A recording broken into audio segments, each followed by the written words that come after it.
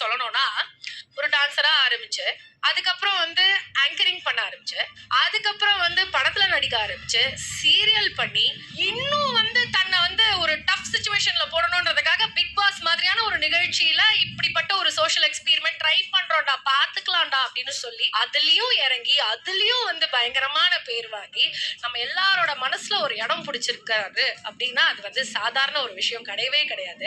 ஐ ஆம் தி அன்ஸ்டாப்பபிள்னு சொல்லக்கூடிய ஒரு அமேசிங்கான ஜென்டில்மேன்.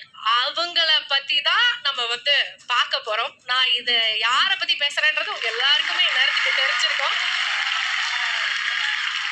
அவரை விஷ் பண்ணி ஒரு சில பேர் வந்து அவங்களோட பைட்ஸ் அமைச்சிருக்காங்க, அவங்களோட வீடியோ பைட்ஸ் அமைச்சிருக்காங்க. அது என்னன்னு பார்த்துட்டு அந்த ஹீரோவை நம்ம இப்ப வெல்கம் பண்றோம். ஓகே தீபக், ஒவ்வொரு முறையும் நீ என்ன ஆச்சரியப்படுத்திட்டே இருக்கிற.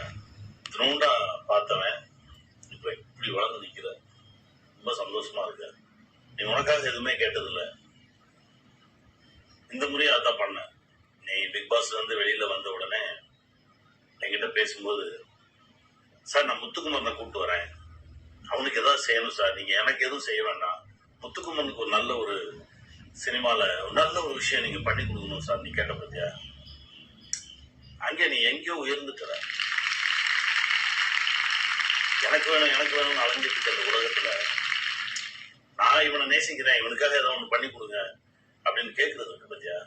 கிரேட், நல்லா இருக்குடா, இன்னும் இன்னும் உயரங்களுக்கு நீ போவ. அப்பப்போ பார்த்தேன் தீபக், பிகாஸ் ரொம்ப நிகழ்ச்சியா இருந்தது. நீ ரொம்ப உண்மையா இருந்த, ரொம்ப நேர்மையா இருந்த. தீபக், லவ் யூடா, love you. Welcome. Hi my dear Deepak, I'm so proud of you. எவ்வளோ நாள் பிக் பாஸ்ல போன இந்த உன்னோட பேர் குரூப்ல போன எல்லாரை விட I think you have done a brilliant performance. Deepak நான் வந்துட்டு எத்தனையோ வருஷம் we've done so many shows together. DNDD அப்படி சொல்லி கூப்பிடுவாங்க. அவ்வளோ வருஷம் நடந்ததுல சத்தியமா சொல்றேன், ப்ராமிஸ் ஒரு நாள் கூட தீபக்கா தேவியா ஆக்சுவலி அவ அப்படி சொல்லிட்ட, பரவாயில்ல விடு. ஆக்சுவலி விஷயம் சொல்லிட்டு அது எனக்கு மனசு கஷ்டமா இருக்கு. இந்த மாதிரி சத்தியமா எனக்கு கூட ஒரு நாள் கூட இருந்தது கிடையாது. டச் இத்தனோட ப்ராப்ளம் கூட எங்களோட லைஃப்ல வந்தது கிடையாது.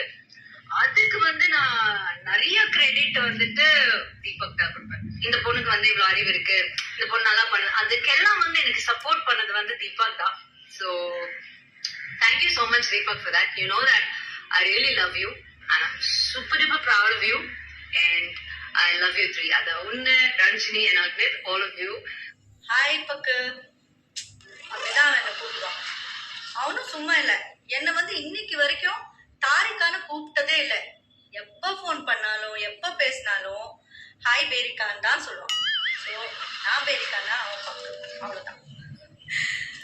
தீபக் பற்றி சொல்லணும்னா ரொம்ப ஃப்ரெண்ட்ஷிப்க்கு மதிப்பு கொடுக்குற ஒரு ஆள். அவங்க வந்து எப்பவுமே ஆளுங்க வேணும். he is never left alone, so he always want people around him.